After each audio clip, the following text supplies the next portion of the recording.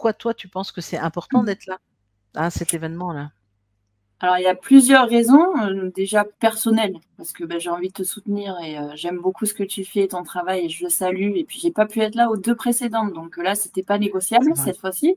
Et autre chose, effectivement, je pense que c'est très, très pertinent. Il est temps de s'unir. Effectivement, on en avait déjà parlé dans d'autres émissions, hein, qu'on a pu faire ensemble et autres. En fait, on a été divisés, et c'est ce que, surtout, de se rassembler et de s'unir, c'est surtout ce que le pouvoir en place déteste. Donc, comme disait Alexandre à l'instant, l'information qu'on fait, ça suffit pas finalement, puisqu'on n'arrive pas à toucher au-delà, on fait un peu de l'entre-soi. Et ça nous a bien aidé, hein, quand on a été dans cette tourmente depuis 2020, là particulièrement, de pouvoir se dire, en fait, je suis pas seule, je suis pas folle, je suis pas fou. Il y a d'autres personnes qui pensent comme moi, mais effectivement, il faut pouvoir se rencontrer, sortir de notre zone de confort aussi, et pouvoir se rencontrer en vrai, parce que ça fait du bien aussi, pour nous, pour toi-même.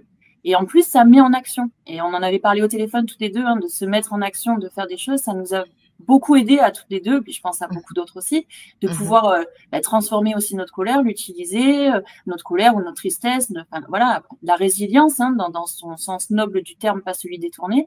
Et je pense que c'est important, le contact humain, dans cette justement société qui est complètement robotisée, enfin derrière les réseaux. Alors c'est génial, c'est un déshumanisé.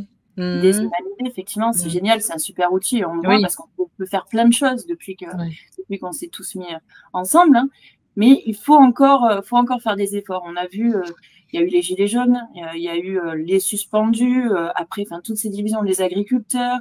J'en oublie en fait à chaque fois des causes qui sont finalement, on défend toutes les mêmes choses et on dénonce toutes les mêmes choses.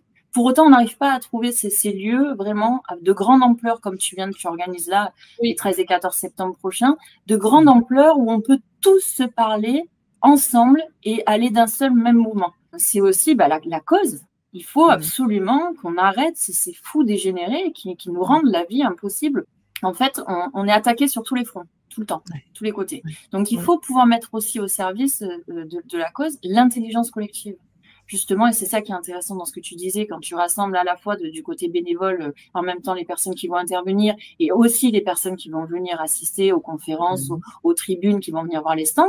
C'est ça aussi, c'est pouvoir se renforcer les uns les autres, tisser des liens qui soient sûrs et qui soient efficaces aussi, trouver des stratégies. Ça, c'est hyper important.